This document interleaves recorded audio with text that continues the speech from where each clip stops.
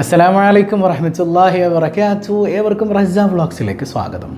നമ്മൾ ഇന്ന് പറയുന്നൊരു വിഷയം എന്താണെന്ന് വെച്ചാൽ, ചില കൗൺസിലിംഗ് സെഷനുകളിലും അതുപോലെ തന്നെ വീഡിയോസിൻ്റെ താഴെ കമൻസും ഒക്കെ ആയിട്ട് വരുന്ന ഒരു പ്രധാനപ്പെട്ട ഒരു സങ്കടമാണ്. സങ്കടം എന്ന് പറഞ്ഞാൽ ചില സഹോദരിമാർ പറയാറുണ്ട്, ഞങ്ങളുടെ ഭർത്താക്കന്മാർക്ക് സെക്സിനോട് ഇപ്പോൾ ഇൻട്രസ്റ്റ് ഇല്ലാതെ ആയിട്ടുണ്ട്. ഞാൻ എത്രയൊക്കെ അണിഞ്ഞൊരുക്കി ചെന്നാലും എത്രയൊക്കെ വൃത്തിയായി ചെന്നാലും ഈ ഒരു താല്പര്യത്തോടു കൂടെ തുറന്നു പറയാൻ പറ്റുന്നില്ല, ഒരു നാണം എന്നെ സമ്മതിക്കുന്നില്ല. പക്ഷേ ഞാൻ എത്രയൊക്കെ താല്പര്യമായി അങ്ങോട്ട് ചെന്നാലും ഭർത്താവ് തിരിഞ്ഞു നോക്കുന്നില്ല എന്നുള്ളതാണ്. അതായത് ആദ്യകാലത്തൊക്കെ വിവാഹം കഴിഞ്ഞിടക്കൊക്കെ ഭയങ്കര ഇൻട്രസ്റ്റ് ആയിരുന്നു, ഭയങ്കര ആക്റ്റീവായിരുന്നു. നാൾക്ക് നാളിങ്ങനെ വർദ്ധിച്ചു വരുന്നതോടുകൂടെ കുറച്ച് വർഷങ്ങൾ കഴിഞ്ഞപ്പോൾ എന്നോട് ഈ ഒരു സെക്ഷൽ ഇൻട്രസ്റ്റ് ഇല്ലാതെ ആയിട്ടുണ്ട് എന്ന് പറഞ്ഞ ഒരു സങ്കടം ചില ആളുകളിൽ നിന്ന് കണ്ടു.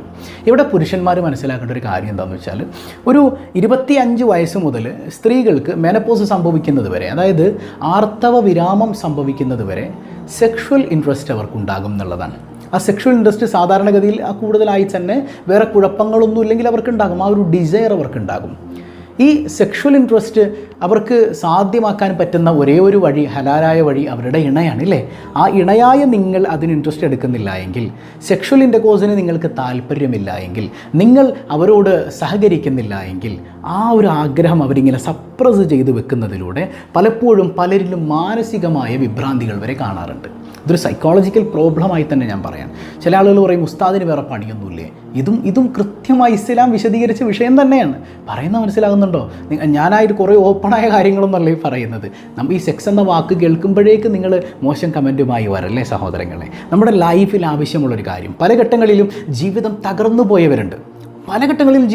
പോയവരുണ്ട്, ഒരു സഹോദരി പറഞ്ഞ ഒരു കാര്യം നിങ്ങളൊക്കെ കേട്ടിട്ടുണ്ടാവുമല്ലോ. അവരുടെ ഒരു കൗൺസിലിംഗ് സെഷൻ അവർ കൃത്യമായി നടന്ന കാര്യം പറയുന്നുണ്ട്. അതായത് എൻ്റെ ഭർത്താവിനെ തിരിഞ്ഞു നോക്കണില്ല, എൻ്റെ ഈ ആഗ്രഹങ്ങൾ ഞാൻ പിന്നെ എന്ത് ചെയ്യുമെന്നാണ് ചോദിച്ചത്. പറയുന്നത് മനസ്സിലാകുന്നുണ്ട്. അവർ ഓടിപ്പോകാനുള്ളൊരു റീസൺ പറഞ്ഞതാണ്. അപ്പോൾ ഞാൻ പറയുന്ന എല്ലാവരും അങ്ങനെയാണെന്നല്ല, പക്ഷേ ഭൂരിഭാഗം ആളുകളും ആ ആഗ്രഹം ഇങ്ങനെ കടിച്ചമർത്തി വെച്ചിരിക്കുകയാണ്. അതുകൊണ്ട് തന്നെ അവരുടെ സ്വഭാവത്തിൽ മാറ്റങ്ങൾ ഉണ്ടാകും. അവർക്ക് ഭയങ്കര ദേഷ്യം സംഭവിക്കാം. ഇപ്പം നമ്മൾ ചിന്തിച്ച് നോക്കിയാൽ, നമ്മളൊരു ആഗ്രഹത്തോടുകൂടെ ഭാര്യയെ സമീപിക്കുമ്പോൾ ഭാര്യ മൈൻഡ് ചെയ്യണില്ല, നമ്മുടെ ഈ ഒരു സെക്ഷലായ പൂർത്തീകരണത്തിന് അവൾ സഹകരിക്കുന്നില്ല എങ്കിൽ നമ്മളെന്ത് ചെയ്യും? ആ ഒരു മാനസികമായ ഇറിറ്റേഷൻ നമുക്കുണ്ടാവൂലേ? ഇത് ഒരുപാട് സ്ത്രീകൾ ഇതിങ്ങനെ അനുഭവിക്കുന്നുണ്ട് എന്നുള്ളതാണ്. ഇത് പുരുഷന്മാർ മനസ്സിലാക്കണം. ചിലർ പറയും, പിന്നെ ആ ഒരു ചിന്തയുള്ളൂ. അങ്ങനെയൊന്നുമല്ല. ആ ഒരു ചിന്തയുള്ളൂ. ആ ഒരു ചിന്തയുടെ വിഷയമല്ലത്. മനുഷ്യനാണ്, അവന് ലൈംഗികതയോട് താല്പര്യം ഉണ്ടാകും. ഇസ്ലാം ലൈംഗികത എന്ന് പറയുന്നത് നിങ്ങൾ ഹറാമായ മാർഗത്തിലേക്ക് കൊണ്ടുപോകാൻ പാടില്ല.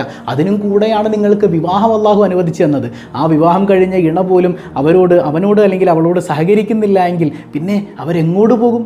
അല്ലാഹു റബ്ബുൽ ആലമീൻ മനോഹരമായ ദാമ്പത്യം നൽകി അനുഗ്രഹിക്കുമാറാകട്ടെ. ചില ആളുകളൊക്കെ കമൻ്റ് അടിക്കാറുണ്ട്, എനിക്ക് ആഗ്രഹമുള്ളപ്പോൾ അവൾ വന്നില്ല, ഇപ്പോൾ അവക്കാണ് ആഗ്രഹം, എനിക്കാണെങ്കിൽ മൂടൂല. അങ്ങനെ പറയാൻ പാടില്ല.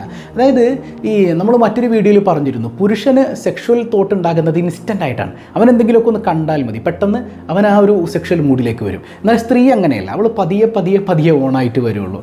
അപ്പോൾ അവളുടെ ആ ഒരു ഇൻട്രസ്റ്റ് മൂർധന്യാവസ്ഥയിലേക്ക് എത്തുമ്പോഴേക്ക് നിങ്ങളുടെ കാര്യം കഴിഞ്ഞ് നിങ്ങൾ എഴുന്നേറ്റ് പോയി കഴിഞ്ഞാൽ ആ ദാമ്പത്യ ജീവിതം ഒരിക്കലും മനോഹരമായി തീരില്ല എന്നുള്ളതാണ്. അപ്പോൾ കൃത്യമായി അവൾക്ക് ആവശ്യമുള്ള, അവൾക്ക് ആ ഒരു സെക്ഷൽ തോട്ട് ഉണ്ടാകുന്ന സമയത്ത് നിങ്ങൾ ഈ ഒരു താല്പര്യമില്ലാതെ മാറിക്കിടക്കുന്ന, അവളെ പരിഗണിക്കാത്തൊരവസ്ഥയുണ്ടായാൽ അത് മോശമായ കാര്യങ്ങളിലേക്ക്, അവളുടെ സ്വഭാവം തന്നെ മാറിപ്പോകുന്നതിലേക്ക്, മൈൻഡ് മാറുന്നതിലേക്ക്, ഹറാമായ കാര്യങ്ങളിലേക്ക് വരെ എത്തിക്കാനത് നിമിത്തമാണെന്ന് അല്ലാഹു റബ്ബുൽ ആലമീൻ കാവൽ നൽകി അനുഗ്രഹിക്കുമാറാകട്ടെ.